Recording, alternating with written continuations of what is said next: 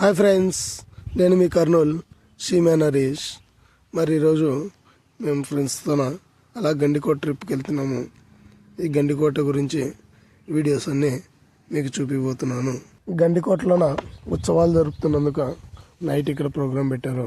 రామ్ మిరియాల వాళ్ళు వచ్చి ఇక్కడ పర్ఫార్మెన్స్ చేస్తున్నారు.